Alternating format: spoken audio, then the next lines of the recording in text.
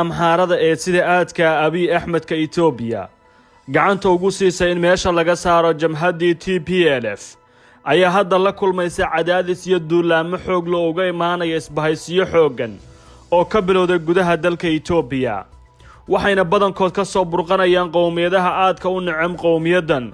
oo rumaysan inay doonayaan inay dib u soo celiso xukunkii Mengistu Haile Mariam doodaha xoog leh ayaa hareeyay fagaarayaasha warbaahinta iyo kuwa khaaska ee shirarka xisbiga talada Ethiopia haya ee BB waxaana dhawaana tijalaan ku soo dhamaaday kulan ay yeesheen madaxda xisbiga ka soo diga rogtay EPDRF-ka Ethiopia taladeeda hayn jirtay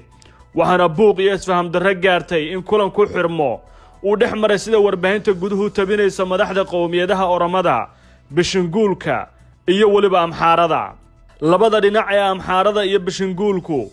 waxa ay ku eedeynayaan Amxaaradu inay si indhalaan u doonayso soo celinta xukunkii ay muddada dheer ka maqnaayeen oo ay raajicinayaan inay la wareegaan mar talada Ethiopia marxaladda waxa uga sii daray markii taliyaha ciidamada gaarka ee deegaanka Amxaaradu uu qabtay shir jaraa'id oo ugu hanjabay in la beegsan doono dhammaan xarumaha maamulka Bishanguulka oo ay ku eedeeyeen in deegaanadooda ay ku laayeen dad ka soo jeeda qowmiyadda Amxaarada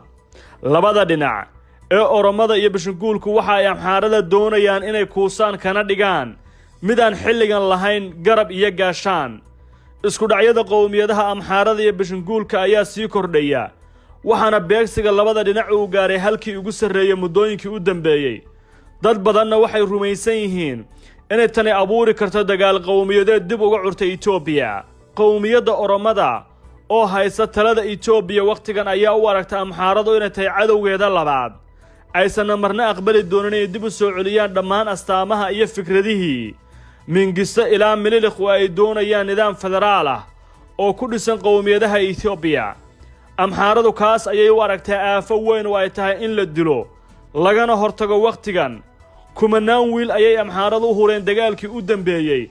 inay uga dhintaan si meesha looga saaro TPLF oo ay u aaminsanaayeen inay yihiin caqabadda koowaad ee ka hortaagan mar kale in dib qowmiyadda Amxaaradu ay ula wareegto xukunka Ethiopia warbaahinta dawladda ee Amxaarada ayaa soo bandhigtay guddiyo ay ku sheegeen in dhulkii ay qabsadeen ee TPLF laga qabsaday ay u dhisteen waxayna dawladda dhexe ugu baaqeen in la aqoonsado guddiyadaas warbaahintu waxay kaloo tabisay in dad rayida lagu laayay Bishanguul halka warbaahinta madaxa bannaan ay sheegayso in gobolka Oromada ka mid ah isna lagu laayay dad ka soo jeeda qowmiyadda Amxaarada fikradaha ishardinaya iyo dagaalka tooska ee bilowday kuna salaysan hanaanka xukunka waxaa shalay baasiin ku sii shubay markii hogaamiyaha maamulka kumeel gaarka ee deegaanka Tigreega Dr. Mulle Nega ku dhawaaqay in deegaanada Amxaaradu sheeganayso lagu xallinayo dastuurka iyo shuruucda Ethiopia Master Mulle wuxuu diiday in deegaanadaas ay ka tirsan yihiin ismaamulka Amxaarada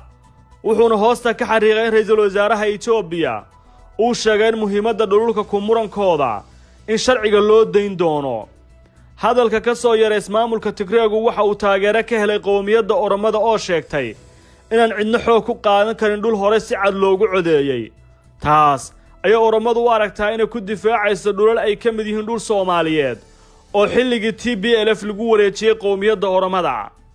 Amxaaradu waxay hadda ku baaqayaan in la qaado weerar la mid ah kii TPLF kaasoo lagu qaaday ismaamulka Bishanguulka oo ay u arkaan halis weyn oo ku wajahan dhankooda waqtigan waxay Amxaaradu hadda isku aragtaa haliyay dagaalkii TPLF guur weyn horseeday mudanna xilligan in loo abaal celiyo kaas oo ay ka sugayaan ra'iisul wasaaraha abtiga iyo xididka ay u yihiin ee talada Ethiopia imika haya dhammaan ficilada ishaysiga ismaamulada qowmiyadaha ku dhisan ee hubka isku urursanaya Ethiopia waxay dhaawac weyn ku yihiin hogaaminta ra'iisul wasaare Abiy Ahmed oo waliba biladda nabadda adduunka haysta waxaana xaaladahan oo dhan ay ku khasbayaan inuu sameeyo isbeddello ku wajahan marxaladaha siyaasadeed ee waqtigan taagan